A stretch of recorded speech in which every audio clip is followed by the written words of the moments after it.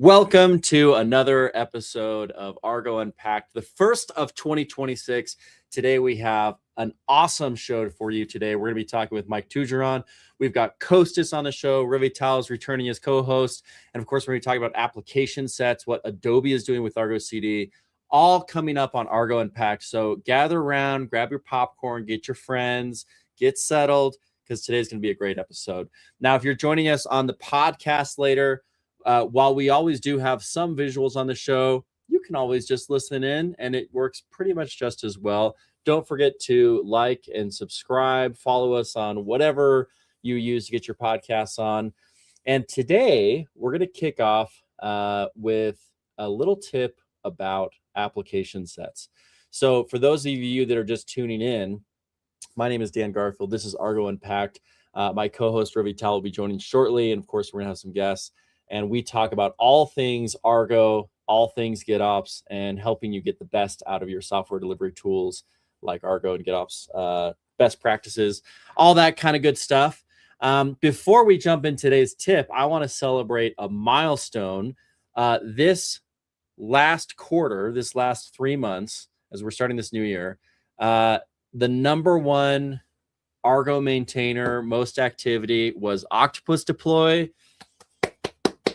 Cheer, cheer, cheer. Great work. This is a huge effort from the team. And the big winner here is the community, of course, but the biggest contributor this last quarter was Reggie from the Octopus Deploy team. So this is maybe the first quarter that Michael Crenshaw has been dethroned as the number one maintainer in a couple of months. Of course, Michael still very active, and we love Michael and all his contributions. So don't get me wrong. I'm not putting him down in any way. Also, Pat in the top 10, another Octopus Deploy contributor. And of course, we have some other maintainers, myself included, who are not in this list, who are a little bit below the this group of people. But huge win from the team. Great work, Reggie. Great work, Pat, and the other maintainers at Octopus Deploy. For getting number one for the last quarter. We love to see it, and hopefully we'll be seeing that going into 2026 some more. So before we get into today's overall topic with the group, we're going to do a quick tip on application sets. Now, the tip is this. There are more ways to combine application sets than just using a matrix generator. For many of you, if you've used application sets, let's say if you don't know what application sets are, this is a way that you can programmatically generate Argo CD applications, and you can generate them for clusters that are added Argo CD, to pull requests that are existing in GitHub, merge requests in GitLab. You can do you can generate applications off of folder structures, files, Git repositories, all kinds of stuff. You can even build your own generator and build and generate applications off of anything you want. Now, application sets are super powerful, and they have this wonderful feature called the matrix generator. The matrix generator allows you to combine multiple generators in an application set so that you can get values from two different things. So, for example, if you wanted to use a cluster generator plus a Git repository generator, you can have applications generated for everything within these different Git repos onto each of the clusters that are around. So imagine this scenario. Here's the scenario today that we're going to do. What if I have a pull request? I want to generate applications for every pull request, but I want to have a better level of isolation. So I actually want to generate a cluster, and we're going to use vCluster in this case. If I want to generate a vCluster for each pull request that gets generated, and then deploy my application to it along with whatever other dependencies that I have to that vCluster, so that I can get an entire ephemeral cluster that I can tear up and tear down in seconds. How would I do that using an application set? The quickest answer that most people would jump to is, I'm going to use a matrix generator. I'll generate some kind of vCluster, some kind of resource, and then I'll add a cluster generator to it. But here's the thing. If you do that, those clusters have to be created first, and so they can't be used as part of that matrix generator. So here's what you can do. Instead of trying to combine all of your application sets into a single matrix generator, and people do a matrix of matrix generators, and it is very complicated, very fast. And if you can avoid it, I definitely encourage you to do that. Mike, when we have him come on, can tell you all about how he's generated tens of thousands of clusters and clusters using, I think he was using the matrix generator. But a way that you can actually do this is you can use multiple application sets that provide resources to each other. So here's how I would tackle the problem of creating an ephemeral cluster for each pull request. First, I would create an application set generator queued off of pull requests. And I would put a filter on it for whatever pull requests I wanted to actually generate for. And its job is merely to install vCluster and to add annotations to that cluster that will give me information about what pull request is being checked out, all that kind of stuff. Once that cluster is generated, I'm going to have a post-sync step that will automatically add that cluster to Argo CD. It'll generate the cluster secret that Argo CD looks for to add that cluster to Argo CD. Now, if you don't want to do that step, if you're paying for vCluster, they have an enterprise feature. This is not sponsored by vCluster by that team at all in any way. But if you have the enterprise version, it can automatically add new vClusters to Argo CD. Either way, once you've done that, you now have a cluster that's been added to Argo CD. You then add a second application set that is using the cluster generator. And it's going to be looking for clusters that have a certain annotation. That is the annotation of pull requests. And once it's done that, it can then, based on the annotations that you created in the first application set, it will know which pull request needs to be checked out. And it will then check out that pull request, and you can have it deploy whatever applications you have associated with that. And you could also use a matrix generator at this point to bring in other dependencies or things like that.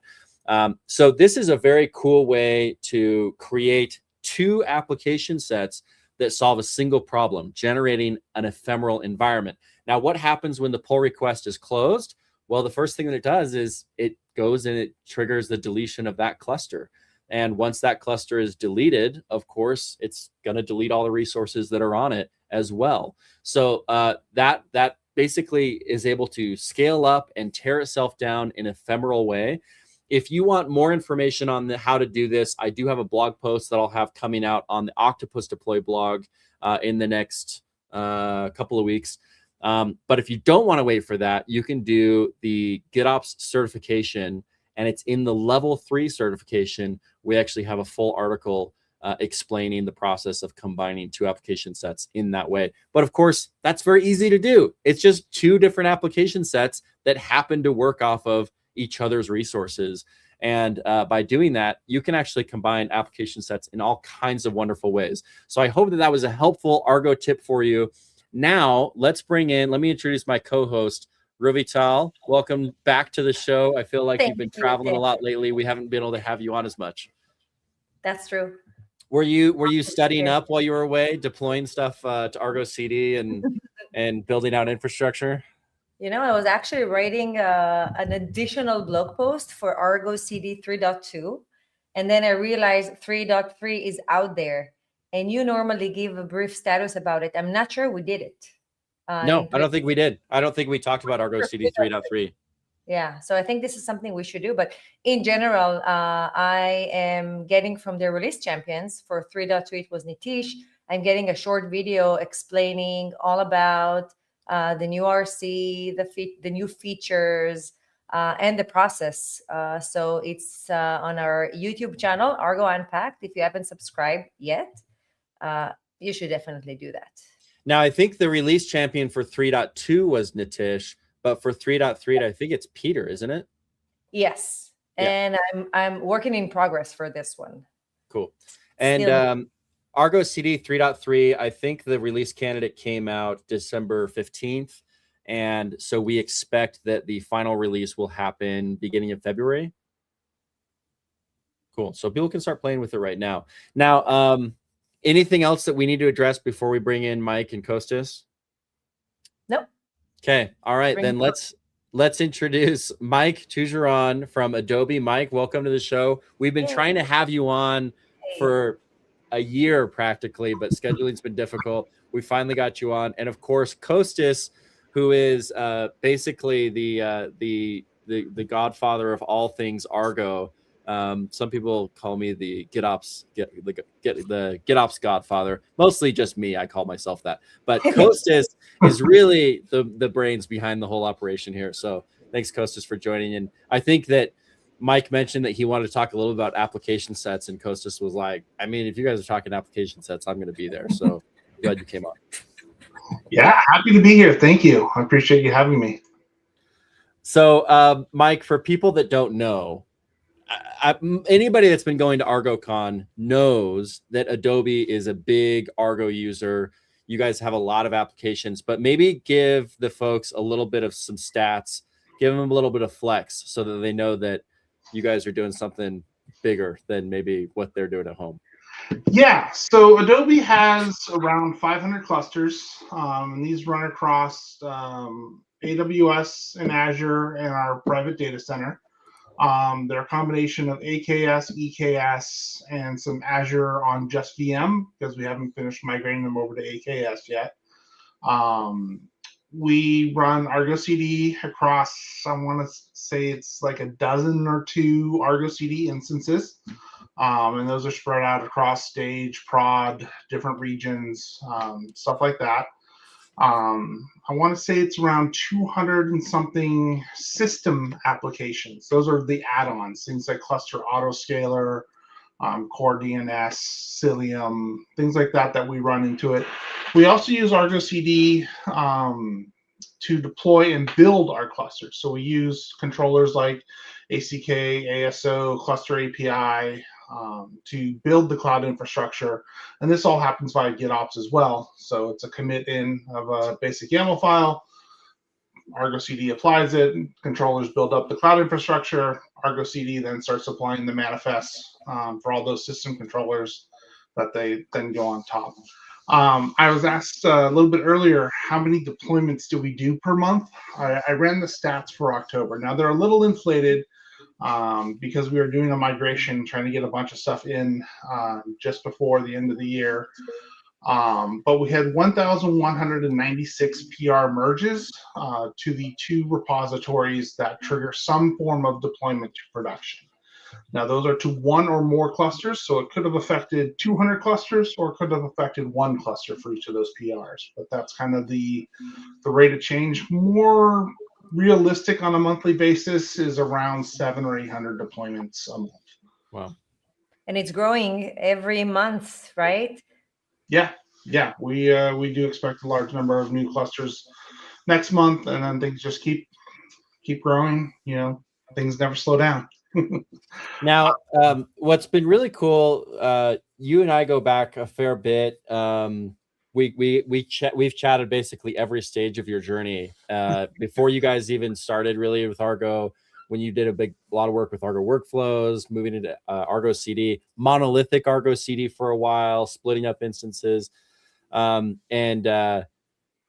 for most people don't know this, but Mike, I'll also mention that you and I have an affinity for chicken wings, and that we share, not with just us, but in Las Vegas. I don't think you were at reInvent, because I was looking for you. We had actually the best wings I've had of the year. Wait, so, better than KubeCon Detroit? Actually, well, I said of the year. Detroit was previous year, just because I don't know if you can top Detroit, but we had really good wings actually in Las Vegas. Sorry to derail, but where you've evolved to. For the history for everybody, the thing is every KubeCon, we try to find the best wings in the city of what that KubeCon is in. So every place in the world, we try to find what that city has the best buffalo wings. This is a Joseph Sandoval operation that he helps run with Mike. And one time I mentioned Buffalo Wild Wings, and they banned me from coming for a year. So it took me a while to work my way back onto the list to be invited. But yeah, we had really good wings in Vegas. So anyway, in all of your time of evolving, you've come to a place where you guys are actually using application sets quite heavily. And Costas and I have had a lot of discussion about this, because we actually, anytime we review a customer and they have more than 5 application sets, I think, on a cluster, we flag it as ooh, this might be a problem area that we need to go dig into, because there's kind of a lot going on, a lot of applications. So what are you guys at right now on application sets, and what kind of generators are you taking advantage of? Let me actually clarify something here real quick. This is for the system team. This is for the infrastructure team.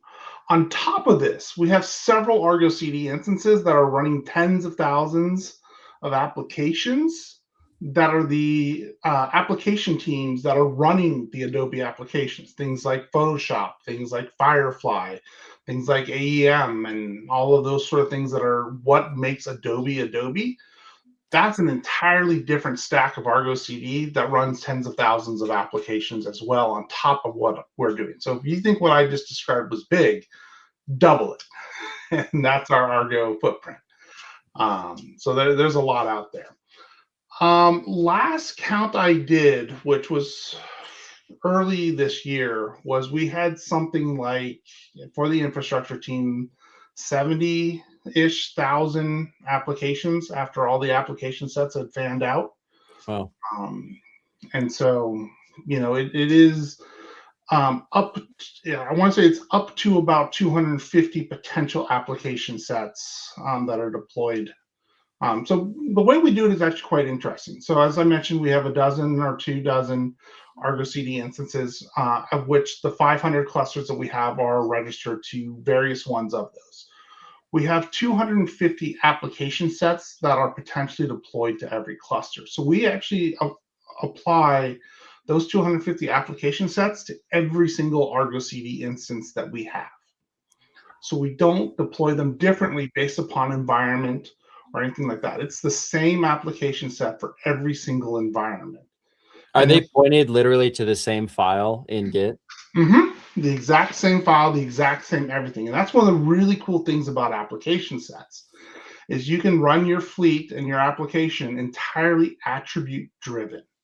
So when you register a cluster into Argo CD, you can set annotations and you can set labels. And so we use those very heavily. We set things like environment, team, organization, cloud provider, and some other things that we set to it, both for label selectors as well as annotations like AWS account ID and things that we don't need to do selectors on that just provide information about the cluster. And then inside those application sets, as part of either the matrix or the merge or the cluster generator, we say, hey, I'm selecting all the environment stage clusters that are part of this particular maintenance group, because we break it down so that we don't deploy to all 500 clusters all at once. That would be some crazy sauce right there. That's when you get into accidental DDoS territory. Yeah. And the potential for risk is just huge. But we'll deploy to a canary, let's say, maintenance group of our, a particular environment. And then what it'll do is it'll apply the Helm chart or the Git repo or whatever it happens to be for that particular application set. And whichever segmentation of those, let's call it 20 Argo CD instances, has that combination from that selector, it'll apply and create that application onto that one and deploy it out. And it'll be the exact same running everywhere. And so when an infrastructure engineer has to go and look at Argo CD, they don't have to think, is this one dealing with stage? Is this one dealing with prod? Is this dealing with this? This is just Argo CD. It's cookie cutter. So we treat our Argo CDs as cookie cutter as we do our ethos, or what we call ethos clusters as well. They're Kubernetes clusters. That ethos is our internal code name essentially for our Kubernetes flavor, just how we run it, what we install on it. That our CNI is Cilium, and we run Carpenter and stuff like that. So it's not a custom install of Kubernetes, but it's all that flavor that makes Kubernetes Kubernetes. Well, Kubernetes really, we've talked about this before, but Kubernetes is maybe best understood as a customizable private cloud, right? Because the stuff that you're talking about running, Carpenter, Cilium, this is all stuff that maybe you would actually have as a built into your cloud. But when you're running Kubernetes, you get to decide which of those things that you're going to have. And so having that kind of systematized approach, you've built your customized cloud, your custom cloud operating system on Kubernetes with the components that you need for your teams to be successful, and everybody knows what to expect. And that's pretty cool. I think that's one of the big advantages of Kubernetes. It's one of the reasons that people pick it. The great thing about your approach is that you did go with this attribute model. And this is something that Costas, you've written a ton about because you've seen people do it the wrong way. I think when Mike described it, everybody listened and nodded along and they thought, yeah, that makes perfect sense. But Costas, you've seen people do it a different way that maybe is less optimal.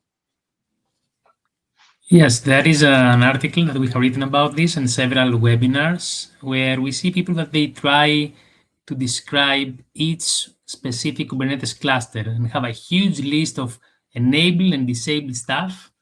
And it's like the snowflake approach. Each cluster is unique, and you need to say what this cluster has versus what this other cluster has.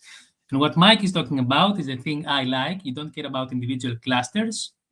It's, as he said, cookie cutter. You're talking about cluster groups and cluster labels.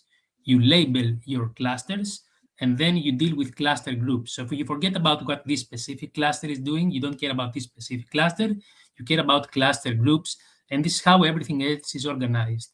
So application sets are targeting cluster labels. That's how the whole thing works. And that's the correct way, because for day 2 operations, it's the easiest, and also the one that requires the less changes. So every time you change something, you want a new group or something else. If you have 200 clusters and you have 200 lists of enable, disable, things get real messy real fast. If you have cluster groups, you don't really care about the number of clusters. Like it's 1 cluster, 5 clusters, 200 clusters. It's just cluster groups for you. So that's the correct way, and I'm really happy that Mike is the living example of how you should do it, because I'm saying this is the theory, but then Mike says, okay, this is also the practice, and we know this works. Yeah, it works great. I won't say we're perfect at it. There are a few situations with a few apps where we do have, we use the merge generator where we combine the cluster selector and the Git generator. And basically the existence of a file in Git triggers the installation of a particular application. This is usually more for things like the Firefly clusters where they may be doing something super custom on their inference, or training clusters where they're doing some sort of, hey, I want to test something super new and cutting edge. And so it's not really a brand new, it's not really a group of the Firefly clusters anymore. It's this one cluster. And we don't want to say, hey, do a cluster selector on cluster blah. You know, I would rather do that less than having a single file committed into Git. So we do that occasionally, but yeah, most of the time it is entirely attribute driven. And we do that across the board. That's how we build clusters. That's how we deploy the clusters. That's how we think about clusters, is in groupings. Well, and I think you've struck the balance there, because by having that component as being a Git file driven thing, then it's not cluttering up an application set with that additional conditional about like targeting specific cluster names in an application set. That's a nightmare. And we definitely have seen people do that. And like Costa said, it just gets totally unruly. Is it one of the anti-patterns? Is it in your top 30 anti-patterns blog post? Yeah, it's one of those. It's one of those. Yeah, so there's a lot of things. Hey, Argo CD can do a lot of stuff. Doesn't necessarily mean you should do all that stuff, but the approach that you have, Mike, I think is one that we are pretty happy about. You mentioned that they're all pointing at the same application set file. So each application points at their own application set, just to be clear. So there's 250-ish application set files, but all Argo CDs are pointing. It's not like there's a different application set file that each Argo CD points to, or each environment points to. So wait, are they all pointing to one application set file, or are there 200 application set files? There's 200-ish application set files. Oh, okay. So if you wanted to change that application set across the board, you would go through and you would update each file to do that. So you would update one that would update maybe one cluster, and then you would update the other ones. No. So there's 250 applications that can get. There's 250 system applications that could potentially get installed. Yeah. Okay. So for each application, there's a single application set. Okay. So if I want to update the Carpenter, I get you. There's a Carpenter application set that anything that has that label that triggers Carpenter will get Carpenter would go and get applied to. Correct. So now we have the different generators in the different cluster selector generators inside. We actually use as we have them broken down into different blocks for the different, as I mentioned briefly earlier, maintenance groups. So we have the clusters are assigned to different environments and maintenance groups. And so we have different cluster selectors inside of there, and each one has a values .version, which is the version of the chart that gets installed. And so we define the version of the chart that gets installed inside of the app set, which I know is some people consider it an anti-pattern. Some people are okay with it. But what then happens is, using the Go templating of an application set, we take it from that cluster generator and we plug it into the application set spec. I have an example of this if we want me to screen share it. But we take it from there and we plug it into the spec to say install this version of the Helm chart. So when we update each maintenance group, we can just update that one version for that different cluster selector group, and then it'll push out that new version there. It's kind of like a manual version of progressive syncs. And that's because the progressive syncs, which is really an awesome feature, has a few quirks that doesn't quite work for how we want it to work. Hey, it just went to beta last release. It moved from alpha to beta. I missed that. I saw that as that's awesome. Now I really got to get my feature requests in there and get some code time to make those changes. There's a few things it does a little bit differently than we would like them to. And so we need to get some feature flags in there so that it works the way we need it to. But it's an awesome feature. I love it. I'm glad that it's progressing, because then at that point we won't have to be making those changes. We just make the change once and out it goes across all those different environments. Yeah, because that was going to be my concern is like, okay, like how do we handle an update, you know, and make sure it doesn't hit everything at once. So it sounds like you've covered that. Costas is the guardian of best practices. Version in application set, yay or nay? What do you think? Yes, for Mike specifically. We do have a tool. No. We do have I a think tool. Costas is just being nice because he doesn't want to start an argument. But No, we need to be clear. We always talk about best practices, and best practices are, you know, the starting point. That if you don't have any other experience and if you don't have any other opinion, this is how you start. If you know what you're doing and you also are in the level of Adobe, then it's fine to break the rules if you need to. But this should be like a decision that you know the problem, you know the suggested solution, and you know what you're going to do, and then you're responsible for your choice. Okay, you can say after 1 year, these were the options, and I sat down, I talked to my team, and I made the selection according to what. No, that's great. What I hate is, you know, people don't think at all. They just choose the first thing they see, they try it, oh, it seems to work, yeah, let's go, and that's it. Okay, so they don't I necessarily know know what that problems they Mike bought. is thinking. Okay, I know that Mike is thinking before making a choice. Yeah, we went through several different options before taking that approach. And we actually made this decision knowing that progressive syncs was coming and was going to become more stable. And we wanted to be able to rely on progressive sync's ability to say, update our version from this to this and do it progressively across all these different environments and maintenance groups, you know, safely, 10% at a time. As it goes along, and that's our end result. And so this is an interim step until that is there, and then we'll be, you know, we won't have to deal with that. Now we do have tooling in place to update that automatically. It is PR gated, so it's not like it just rolls on its own. But so does it need to make a commit every time the version is updated, or it's Yeah. it is actually making a commit in Git specifying the version, but you're making that change on the application set? Yes. Oh, interesting. Okay. Yeah. So yeah. Okay. So the other, I guess the alternative approach would be that the application set is pointing at files that specify essentially what version is supposed to be deployed, and then those files are getting updated. And in that case, it would be a source of your application set generator would be doing that. And the advantage would be that you could know what version is supposed to be deployed without running the application set itself. But you're already running the application set, so it's not like you've bought a big problem or anything there. You got to remember also for us though, we're 500 clusters. Yeah. So we would have to be updating 500 files. Mm-hmm. And so from a maintenance perspective, that's a huge pain in the, you know, proverbial keister. And so that's a choice we chose not to do. Now we thought about, okay, could we do it, simplify it down and have files by maintenance group again? And then it was kind of like, well, then it's kind of a disconnect there because over here we have it by grouping, but over here we don't.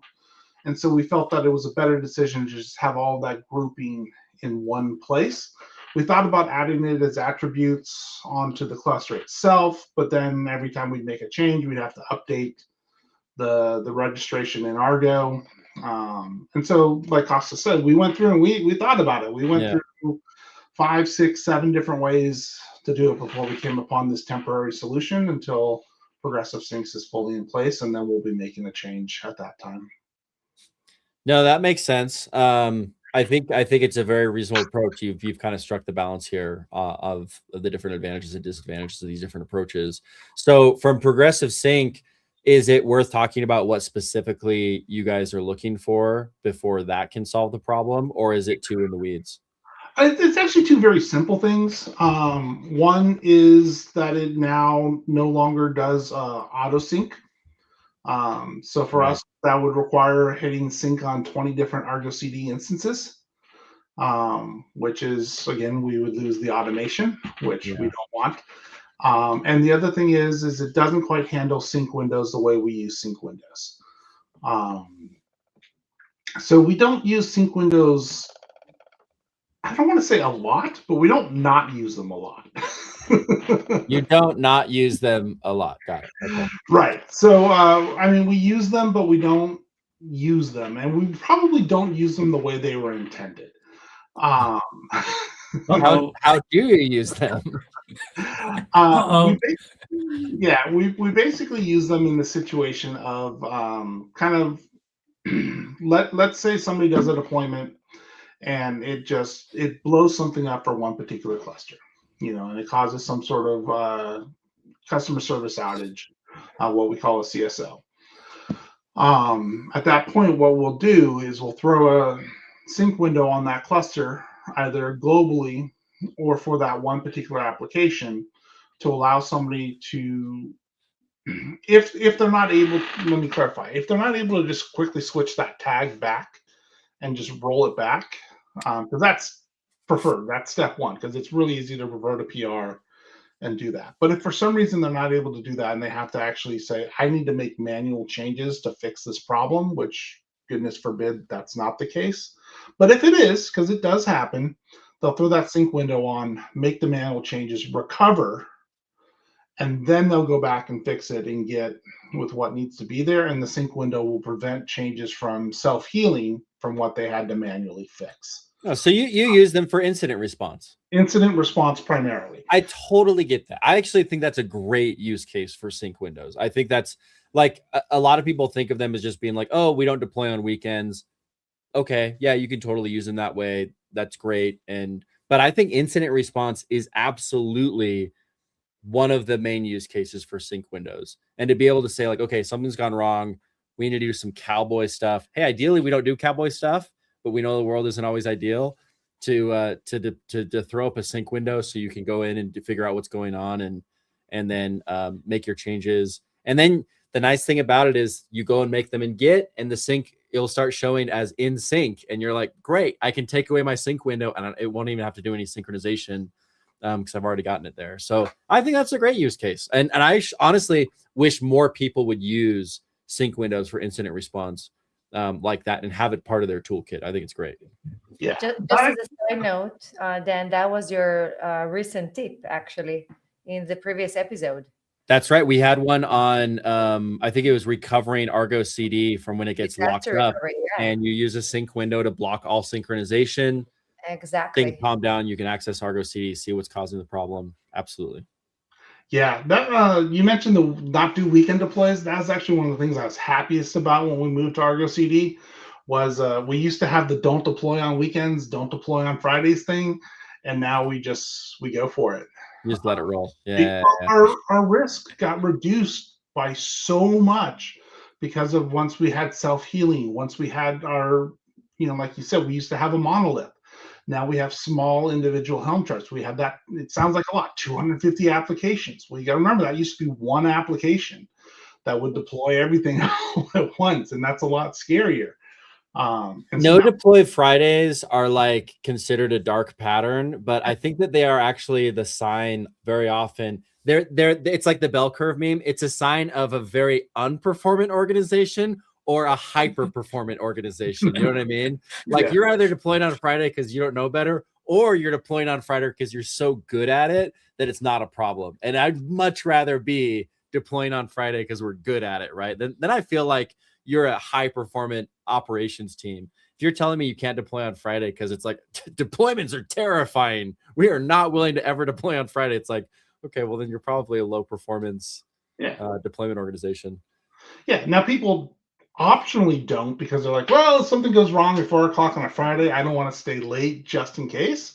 Yeah. But people do, and that's a great thing about Argo CD and GitOps, because like I said, the tags in the application set, all revert is going from 1.2.3 to back to 1.2.2. It's a quick flip like that. It's not like reverting a whole bunch of code, recompiling code, because we use Helm charts. And so the Helm charts already exist. It's just flipping it back and it just goes. So a revert is, 2 minutes, 3 minutes.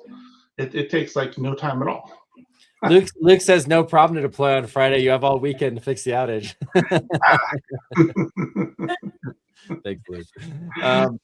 Yeah, so in your case, I think it totally makes sense the way you're using them. So the issue that you brought up with progressive sync, the big disadvantage, of course, is that it does disable auto sync, and that is probably its Achilles heel. Have you looked at GitOps Promoter? Because part of the reason that they built that was they were like, we really like progressive sync, but we don't like disabling auto sync. So we actually been having a nice debate about that in Slack today about it, me and a couple of other coworkers, which is great. But again, it doesn't have GitOps Promoter doesn't have the 10% promotions and things like that. So they both have pros and cons, and so we'll end up somewhere in between with one or the other, or at some point maybe the both will merge. I don't know where things will end up. I mean, Mike, I'm contractually obligated to say this sounds like a great use case for Octopus Deploy, but hey, you know what? That's not the free option, so I get it. Well, it's not. Let's say there is a free option with Octopus Deploy to do this, but it's not for 400 clusters. It's not free. Yeah, it's we always run into the problem of people always say, "Oh, this is great," are thinking, "Oh, wait, you're at how many?" A lot of the solutions they don't scale at 80,000 applications. Argo CD is great, but a lot of our clusters, we need to watch config maps across the entire cluster, and when you have 300,000 config maps, you can't run 500 clusters inside of a single Argo CD when several of them have that many config maps. It's just not tenable. Yeah. So, it's a real challenge, but it's doable the way that we have it set up. We've had to make some design decisions back and forth for some pros and cons, and there's some stuff that we struggle with because of it, but we build other tooling around it. I'm not sure how familiar people are with Crew plugins for kubectl, but we've leaned very heavily into that.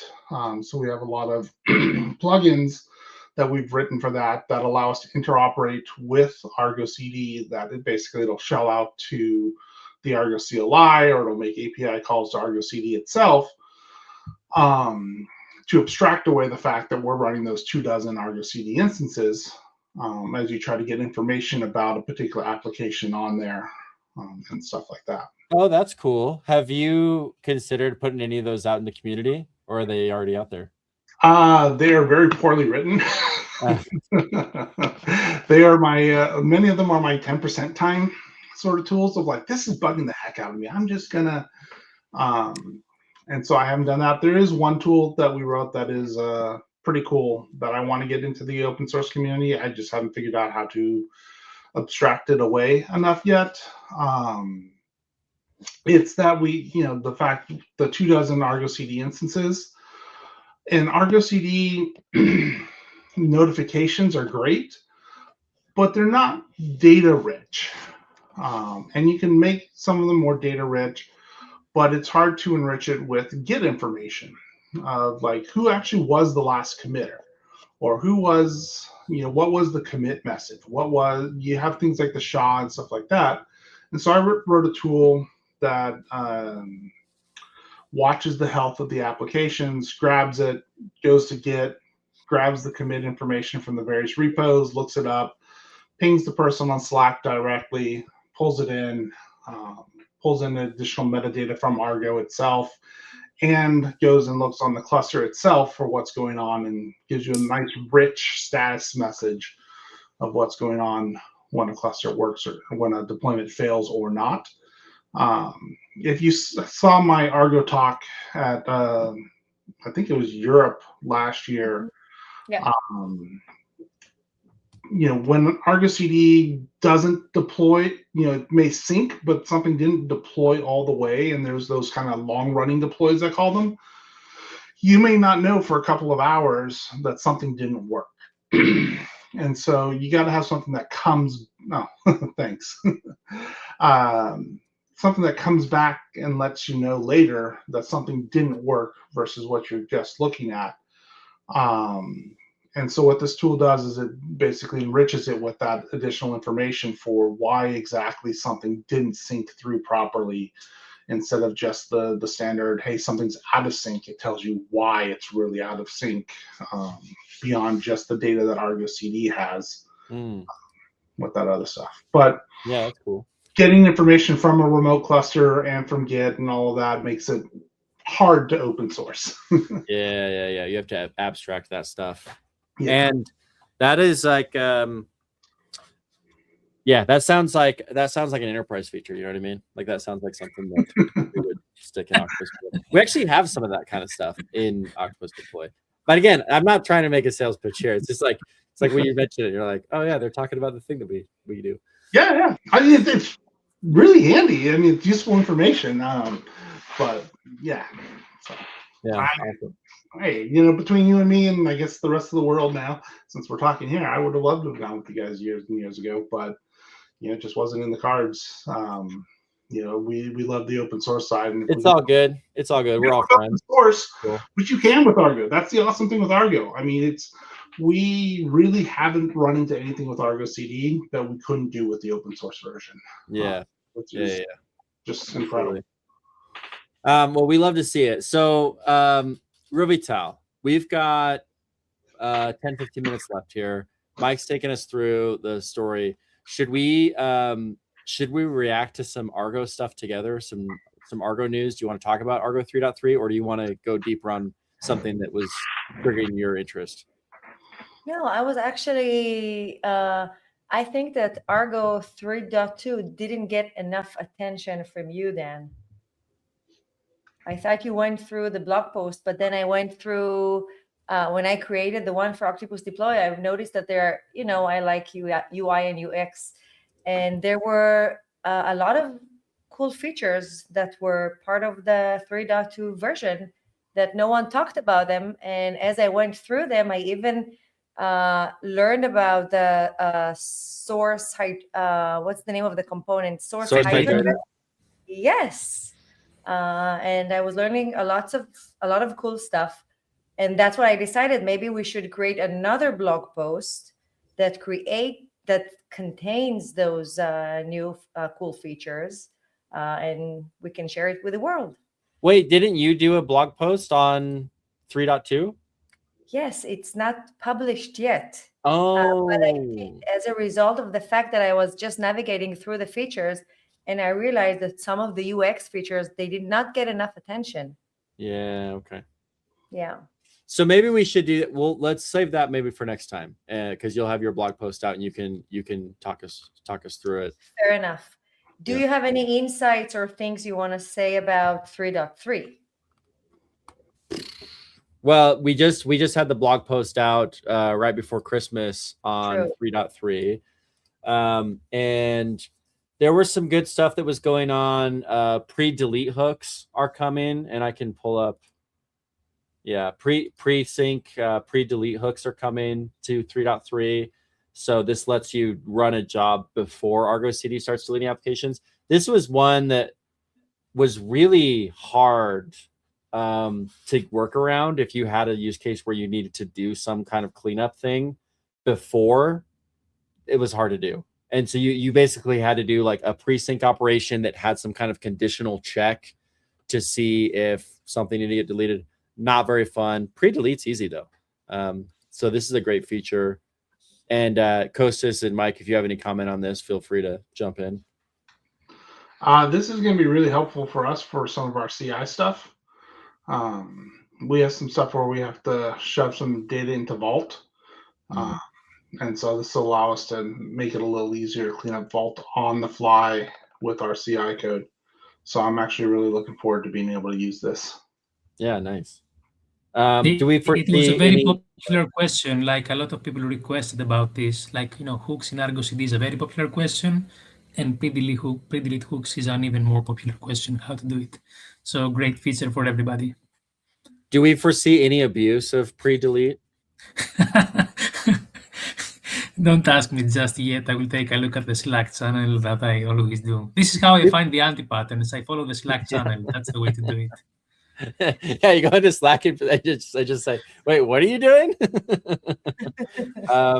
Yeah, pre-delete. I was thinking there's not an anti-pattern, I'm sure. And then I thought, just people yet. are so creative. They're going to show us one.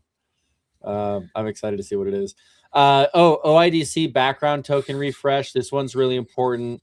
So there's just this issue. This is a kind of a UI issue where when you're using OIDC tokens to access the UI, they weren't refreshing automatically, and so you would just randomly get logged out, and you'd have to go and re-log in. It was annoying. There is a similar issue with this that's being worked on right now, where once your token was set, it wouldn't recheck to see if your token was still valid as well. So you could stay logged in after you were flushed. So that one I think is being solved before 3.3 comes out as part of this. So that'll be a good one. Lot of work being done on Source Hydrator. So inline parameter support, which we probably think sounds like an anti-pattern, but understand. but it's one of those things where, like you said, Kostas, there are cases where it does make sense, and you've bought the problem and you're willing to do it. So it makes sense to have the support for it. But I would definitely be very careful using the inline parameter support. Make sure you have a really good reason to do it. Better monorepo support. I don't know exactly what this contribution was. I know there were a bunch of performance improvements, which is cool. So we needed to see that. Any thoughts from the group on Source Hydrator improvements? Let's wait to see how people are using it. Yeah, fair enough. Okay. We're not actually using it, so I'm not sure. Yeah, well, Source Hydrator is very new, and not very many people are using it yet. I think that it may not be considered completely like feature complete at this point, but a lot of those components are there, so you could definitely start using it and trying it out. Let's actually take one of these questions from the audience here. So let me pull this out. So Craig says, I'm testing Argo CD with a pull request generator in dev. My Azure DevOps pipeline builds an image and pushes it to ACR. Argo CD creates a temporary preview app from the PR and deletes it when the PR is closed. Okay, so far so good. What should I configure so that the same image from ACR is automatically deployed to UAT immediately after the PR is closed merged, right after the preview environment is removed? Ooh. What do we want to do so that that image is automatically deployed to UAT once the PR is closed merged? So Dan, he's asking two more questions, and they are much easier to answer. Let's jump to 2 and 3, and then let's come back to this one. Oh, I was going to say the easiest way is that you have Octopus Deploy just configured to do that, but I know that's not I don't want to be the shill guy. I will answer. Isn't this what GitOps Promoter is meant to handle? Yeah, you could use GitOps Promoter to do this, because once the PR is merged, it would pick up the next thing. It would go and automatically update the next thing. You could also have, yeah, I think both of those. But let's do the next ones and see if we have an additional answer. So Craig also says, Craig? It's a K with a Craig. He must be a Kubernetes professional. Second, do I need to use Helm with Argo CD, or can I use Customize instead? In dev and later in prod, I prefer Customize. Helm templating is inconvenient for me.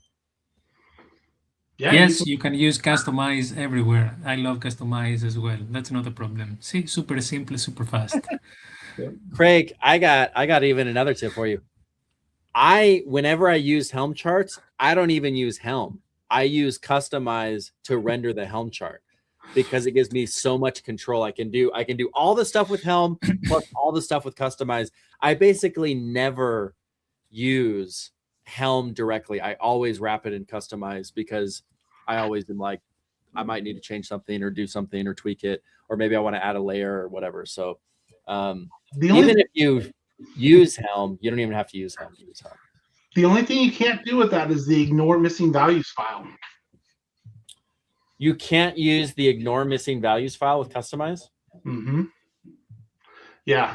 What does it do? Does it just fail to render? The Helm option in Argo has a flag, ignore missing values files, and it will automatically pop off the list any values files that doesn't exist. Whereas if you use Customize or the, the CMO? CMO, is that the right, your own plugin? CMP. CMP. Yeah, it won't. You have to do your own checks to make sure the values files don't exist. Oh, okay. Okay. Good point. Good point. All right, Craig, third question. Regarding team communication, when a given application is created by Argo CD, is it possible to send a notification to Microsoft Teams about its status? Could you send any link? Don't know if it has a built. Does it have a built-in MS Teams integration, or do you have to use the webhook one? If it doesn't, it should have like webhook support. I assume Teams has a webhook support as well. That's my assumption. So yes, yes for certain if there is native support, and yes if there is webhook support. And I assume Teams have webhook support. Yeah, But it should be yes. Yeah, there's you can set up notifications in Argo CD to run, and you can basically just have it run a curl. So yeah, you should be able to send. I don't use Microsoft Teams, but I assume that they have an API. I'm sure they do. So you should be able to do that. On the first question, Craig said the CI is a temporary repo called app. The second one is a temporary called Argo CD, according to best practices. A temporary repo called app, and the second one is temporary. Second one on temporary is called Argo CD. Yeah, he's saying that the source code exists in its own Git repo, which is called app, and this has source code. Yeah. And then there's a separate Git repo for Argo CD, which is the correct best practice to have separation between source code and manifests. I think this is what he's saying. I hope he's not saying that every app gets its own second repository. I would make one probably, but yeah. So I think the purpose of that, since it's separated, you can deal with everything basically in the second repo, because the first repo has created the app. Now it's going to go through testing. That life cycle is done. You've done the application life cycle. Now you're dealing with an operations life cycle. So everything's going to take place in that second repository. And you can do a couple things. You can also open up both pull requests at the same time. I'm trying to think if you could create a check to see if the other one had completed yet. You could probably do that. But I think the better way to do it is not that. The better way to do it is not what I just said.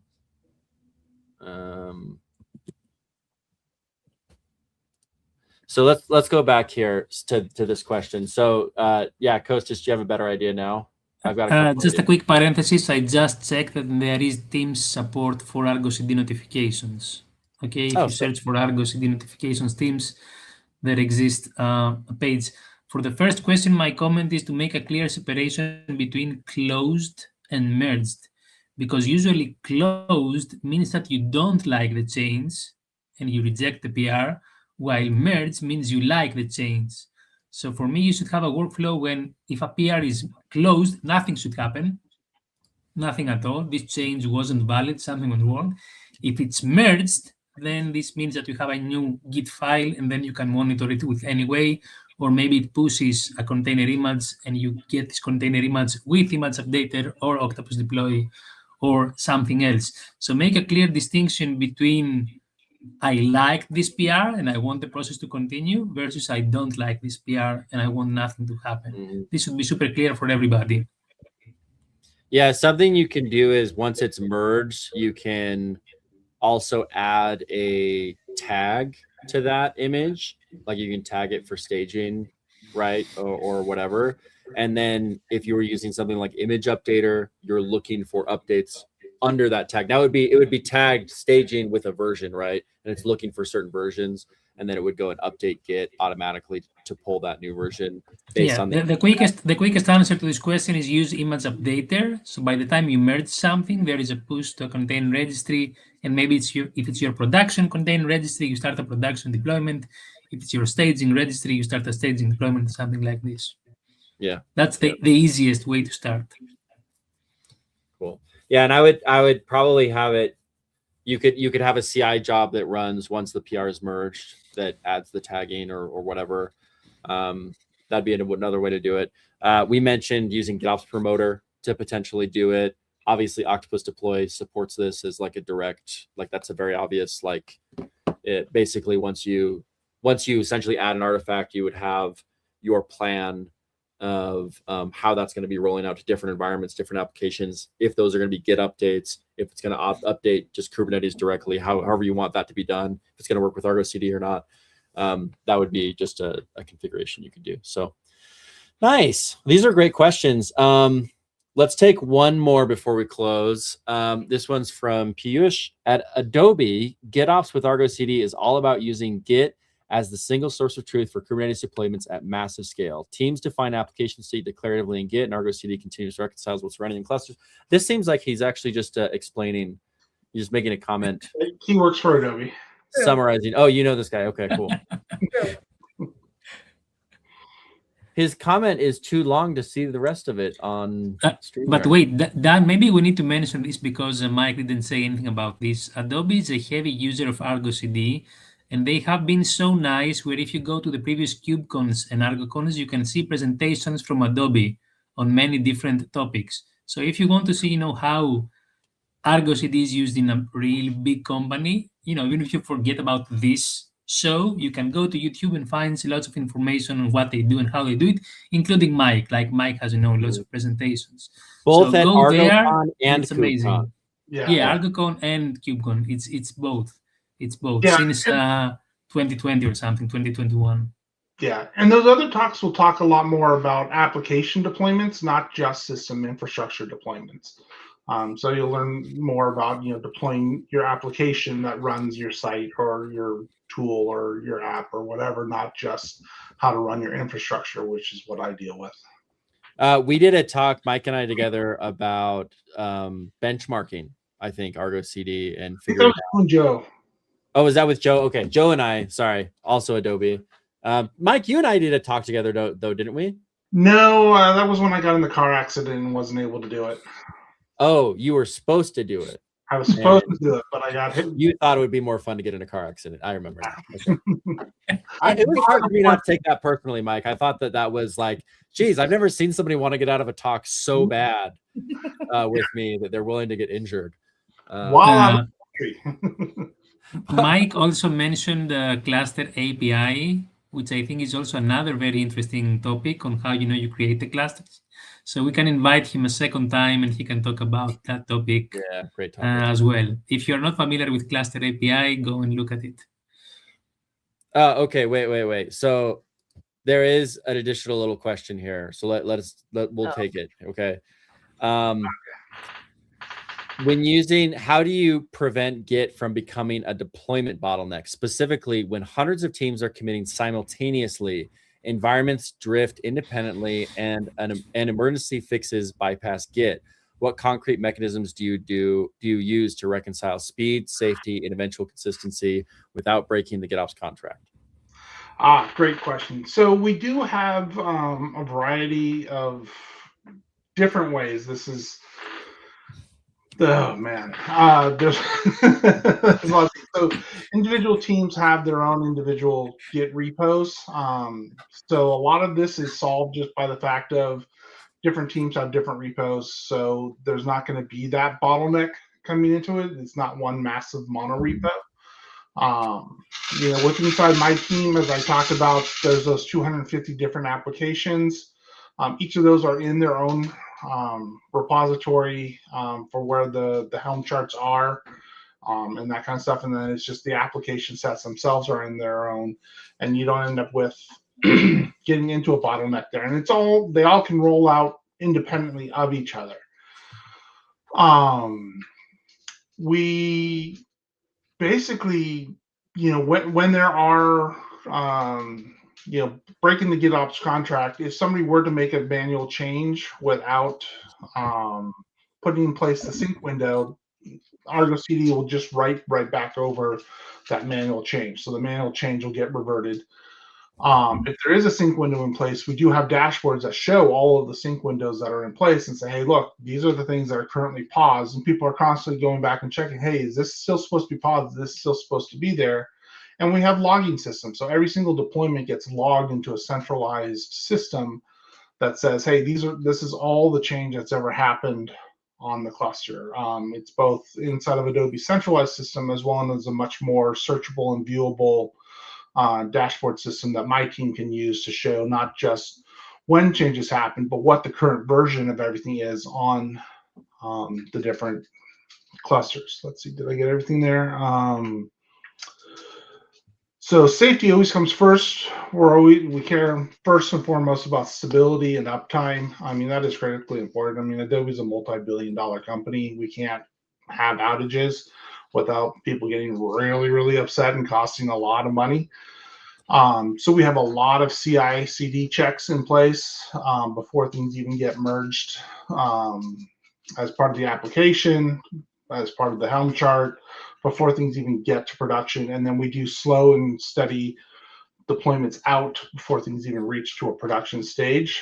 So there's a lot of steps that happen before something can even reach production, where there's multiple sets of CI or not CI, CD and testing happening before things get there for that speed and safety checks.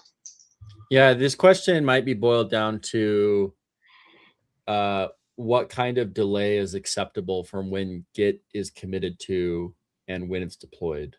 Yeah, I mean, theoretically, if we were like, hey, you know what, YOLO, you know, we really could deploy fast. We could get something out in a matter of minutes. But realistically, you know, it takes, you know, an hour or so if we were trying to go super fast. So. Yeah. All right. This is maybe worth a follow-up discussion for us to tackle on another episode of Argo Unpacked. So, Ravital, we're at time. What do the people need to know? What's coming up? So we're gonna have Luke, Ben, Costis, and you, Dan, of course. On the next episode, we will be talking about Argo CD and CD events integration. That will be taking place within 2 weeks. Yeah, I think it was scheduled for the 19th, but that's a holiday. So did we decide if we're going to broadcast on the 19th or if we're going to put it on the 20th, or did we pick a day? We're going to record it next week, and then we will stream it 2 weeks from today. On the 19th. Okay, cool. All right. So plan on that. And then, of course, if don't forget to share these episodes with your friends. We've got a lot of YouTube shorts and other short videos if you're on other platforms, LinkedIn shorts, whatever. So find those, like them, comment on them. Love the questions. Craig, Piyush, thanks for bringing those questions to the team. As always, you can find us on X, Blue Sky, all the social medias at Argo Unpacked. And feel free to send us ideas for episodes, questions you have. We'll try to address them in future episodes, either with tips or with guests. If you have an idea for something that you'd love to see, let us know. And with that, thank you, Mike. Thank you, coaches, for joining. Ravital, thanks for listening and putting this whole thing together. Thanks for having me. I appreciate it. All right, everybody. As always, stay synced. On 5.